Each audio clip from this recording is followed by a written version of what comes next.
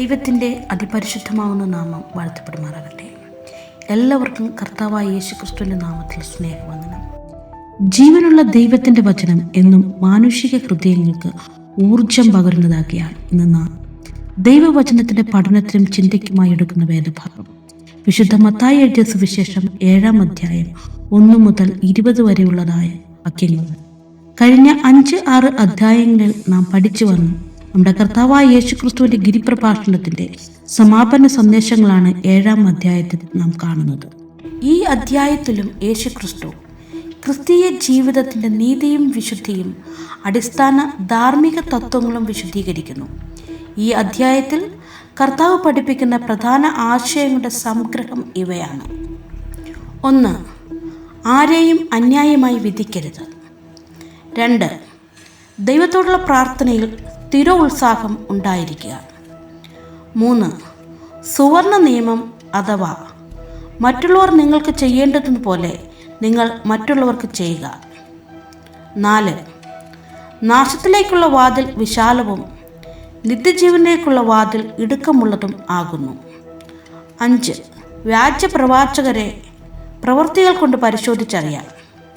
6. യേശുവിൻ്റെ വചനം അനുസരിക്കുന്നവർ പാറപ്പുറത്ത് വീട് പണിയുന്നവരും അല്ലാത്തവർ മണലിൽ ഭവനം പണിയുന്നവരും ആണ്. 7-ാം അധ്യായത്തിൻ്റെ 1-ാം വാക്യത്തിൽ നിങ്ങൾ വിധിക്കപ്പെടാതിരിക്കേണ്ടതിന് വിധിക്കരുത്. നിങ്ങൾ വിധിക്കുന്ന വിധിയാൽ നിങ്ങളെയും വിധിക്കും. നിങ്ങൾ അളക്കുന്ന അളവിനാൽ നിങ്ങൾക്കും അളന്നു കിട്ടും എന്ന് കർത്താവ് പറയുമ്പോൾ മറ്റുള്ളവരെ വിവേചനമില്ലാതെ അനീതിയോടെ കുറ്റപ്പെടുത്തുന്ന തെറ്റായ വിധിയെ വിമർശിക്കുകയാണ്. കാഴ്ചപ്രകാരം വിധിക്കരുത്, നീതിയുള്ള വിധി വിധിപ്പീൻ എന്ന് യോഹന്നാൻ്റെ സുവിശേഷം 7-ാം അധ്യായം 24-ാം വാക്യത്തിൽ കർത്താവ് പറയുന്നു. ഈ 2 വാക്യവും ചേർത്ത് പഠിച്ചാൽ നാം മറ്റുള്ള സഹോദരങ്ങളുടെ തെറ്റുകൾ കാണുമ്പോൾ ഒരിക്കലും വിമർശിക്കരുത് എന്നല്ല, പ്രത്യുത വിവേചനവും നീതിയും ദയവുമില്ലാതെ വിമർശിക്കുകയും വിധിക്കുകയും ചെയ്യുന്ന മനോഭാവം അരുത് എന്ന് കർത്താവ് ഇവിടെ പഠിപ്പിക്കുകയാണ്. മറ്റുള്ളവരെ അന്യായമായി വിമർശിക്കുന്നവർക്കും അത്തരം വിധി തന്നെ നേരിടേണ്ടി വരും എന്ന് കർത്താവ് മുന്നറിയിപ്പ് നൽകുന്നു.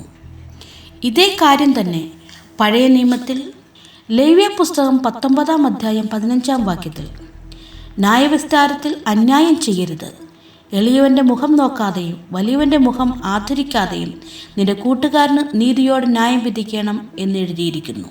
7-ാം അധ്യായത്തിൻ്റെ 3 മുതൽ 5 വരെ വാക്യങ്ങളും മറ്റുള്ളവരെ വിമർശിക്കുന്നതിന് മുൻപ് സ്വയം പരിശോധിക്കണമെന്ന സന്ദേശമാണ് കർത്താവ് നൽകുന്നത്.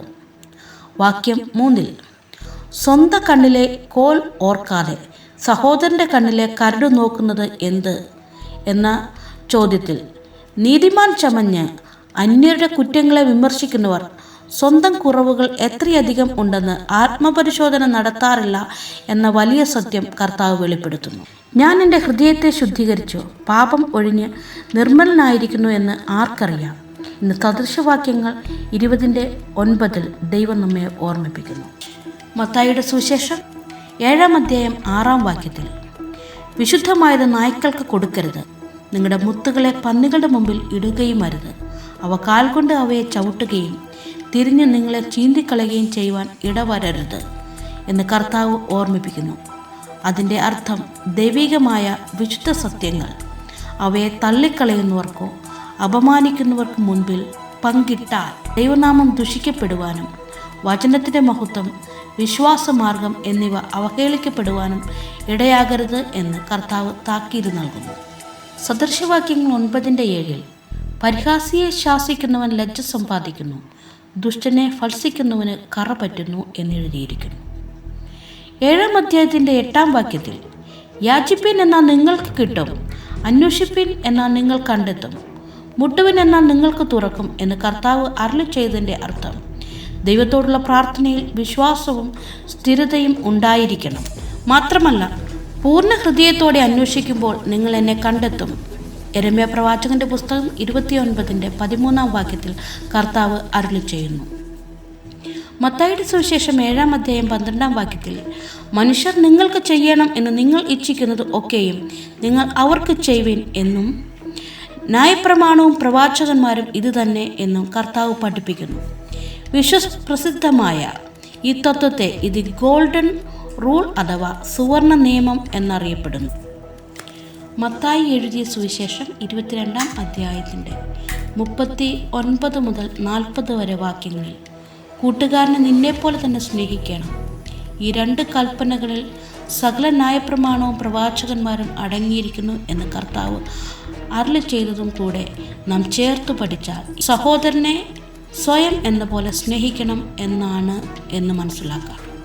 7-ാം അധ്യായത്തിൻ്റെ 13-14 വാക്യങ്ങളിൽ കർത്താവ് കയറുവാൻ നിർദ്ദേശിക്കുന്ന ഇടുക്കുവാതിൽ ക്രിസ്തീയ വിശ്വാസ ജീവിതയാത്ര കഠിനതയും കഷ്ടങ്ങളും നിറഞ്ഞതാണ് എന്നതിനെ സൂചിപ്പിക്കുന്നു. ക്രിസ്തീയ മൂല്യങ്ങളനുസരിച്ച് ജീവിക്കുവാൻ ആഗ്രഹിക്കുന്നവർക്കെല്ലാം ഈ ലോകത്തിൽ കഷ്ടതയുണ്ടാകും എന്നത് വാസ്തവമാണ്. എന്നാൽ അസാധ്യമെന്ന് തോന്നുന്ന ആ കഠിനയാത്ര ഓരോ ക്രിസ്തീയ വിശ്വാസിക്കും ദൈവം സഹായകനായി നൽകുന്ന പരിശുദ്ധാത്മാവിനാൽ ആ യാത്ര സാധ്യമായി തീരുകയും അന്ത്യത്തോളം പൂർത്തീകരിക്കുവാൻ ആവുകയും ചെയ്യുന്നു എന്നതും ഒരു വസ്തുതയാണ്. 7-ാം അധ്യായത്തിൻ്റെ 15 മുതൽ 20 വരെയുള്ള വാക്യങ്ങളിൽ സത്യവിശ്വാസികളുടെ വേഷം ധരിച്ചു വരുന്ന വ്യാജ ഉപദേഷ്ടാക്കളെ സൂക്ഷിക്കണമെന്നും വൃക്ഷങ്ങളുടെ ഫലത്താൽ ആ വൃക്ഷം നല്ലതോ ചീത്തയോ എന്ന് പരിശോധിക്കാൻ ആവും എന്നും കർത്താവ് പഠിപ്പിക്കുന്നു. മനുഷ്യരെ തെറ്റിച്ചു കളയുന്ന ദുരുപദേഷ്ടാക്കളെ അവരുടെ ഫലങ്ങളാൽ അഥവാ പ്രവൃത്തികളിലൂടെ അവർ നല്ലവരോ അല്ലയോ എന്ന് പരിശോധിച്ചറിയാവും എന്ന് കർത്താവ് പ്രബോധിപ്പിക്കും. ആവർത്തന പുസ്തകത്തിൻ്റെ 13-ാം അധ്യായം 1 മുതൽ 5 വരെയുള്ള വാക്യങ്ങളിൽ വ്യാജ പ്രവാചകരെ തിരിച്ചറിയുന്നതിനും അവരെ കൂട്ടായ്മയിൽ നിന്ന് ഒഴിവാക്കി കളയുന്നതിനും കർത്താവ് ഇസ്രായേൽ ജനത്തോട് കൽപ്പിച്ചത് ഇതിനോട് സമാനമാണ് എന്ന് നാം മനസ്സിലാക്കാം. പ്രിയ സഹോദരങ്ങളെ, ദൈവത്തിൽ ആശ്രയിക്കുക. ജീവിതത്തിൽ കഷ്ടതയും വേദനയും അനുഭവിക്കുന്നവരോട് യേശു ഇപ്രകാരം പറയുന്നു: അധ്വാനിക്കുന്നവരും ഭാരം ചുമക്കുന്നവരുമായുള്ളവരെ എല്ലാവരും എൻ്റെ അടുക്കൽ വരുവിൻ, ഞാൻ നിങ്ങളെ ആശ്വസിപ്പിക്കും. എൻ്റെ നുകം മൃദുവും എൻ്റെ ചുമട് ലഘുവുമാകുന്നു. ശരിയായ പാത തിരഞ്ഞെടുക്കുക. നിൻ്റെ എല്ലാ പ്രവൃത്തികളും ദൈവവിചാരത്തോടെയാകട്ടെ. അവിടുന്ന് ശരിയായ പാത നിനക്ക് കാണിച്ചു തരും. ആമേൻ.